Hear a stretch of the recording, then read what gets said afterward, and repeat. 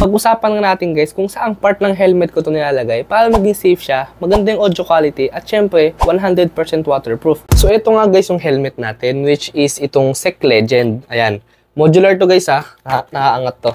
Nakaangat siya. So saan nga ba natin ito nilalagay para maging safe tsaka 100% waterproof? Ang pinaka-best spot niya dito guys, kung ganito rin yung klase ng helmet nyo yan, kung ganyan siya, nakalabas pa to ha. Kung ganyan siya guys, ang pinaka-best spot niya is ilalagay natin siya dito. I-clip natin siya. Na kahit meron itong magnetic na pandikit, hindi natin gagamitin yun. Kasi ang gagamitin natin is itong pang-clip.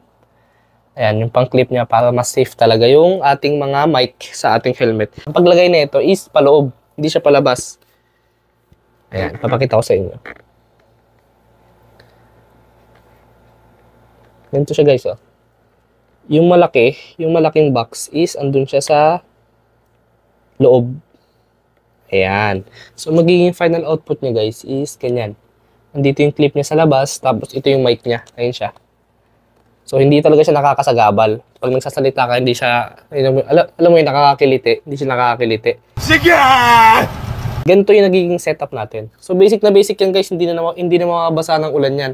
Kaya nagiging 100% waterproof yung ating mga camera pag mag-rides tayo. Sa mga ibang helmets dyan, hanapan nyo ng pinaka-best way. Mag-trial and error kayo kung maganda nga ba yung boses pag nag-record kayo or kung safe ba yung pagkakalagay nyo. So, ayun lang pinaka-ano dun guys is hanapan nyo ng best spot. Tapos ito guys, ganito yung audio quality niya. Ayan, hello, mic test, 1, 2, 1, 2, 3, 4, 5.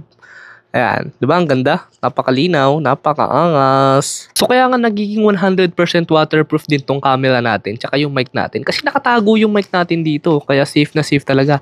O kapag umulan, isarado mo lang to, ayan na. Safe na yung camera mo, safe na safe pa yung mga mic ninyo.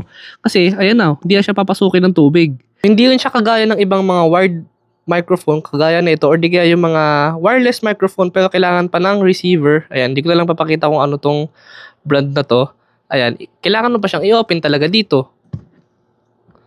Ayan, i-open mo pa siya dito, tapos isasaksak mo din. So, hindi rin naging waterproof kasi pag umulan, mabasa pa din siya. So, yun guys, konting sharing lang ng ideas kung paano maging maganda yung mga audio qualities niyo, kung paano maging safe, tsaka higit sa lahat, kung paano maging 100% yung mga cameras ninyo, pati yung mga mic ninyo. So, ayun guys, magandang investment talaga tong mic na to for all vloggers, lalo-lalo na sa mga nag-motovlog para maging 100% waterproof talaga yung mga cameras and mga mics ninyo. So, kung nagustuhan nyo nga yung video natin guys, kung nagustuhan nyo lang naman, kahit konti, huwag nyo kalimutan mag-like, mag-comment na din kayo guys, huwag kayong mahihiya. And syempre, pa-follow na din ang ating page. Again, this is Mr. Yu. See you sa next video!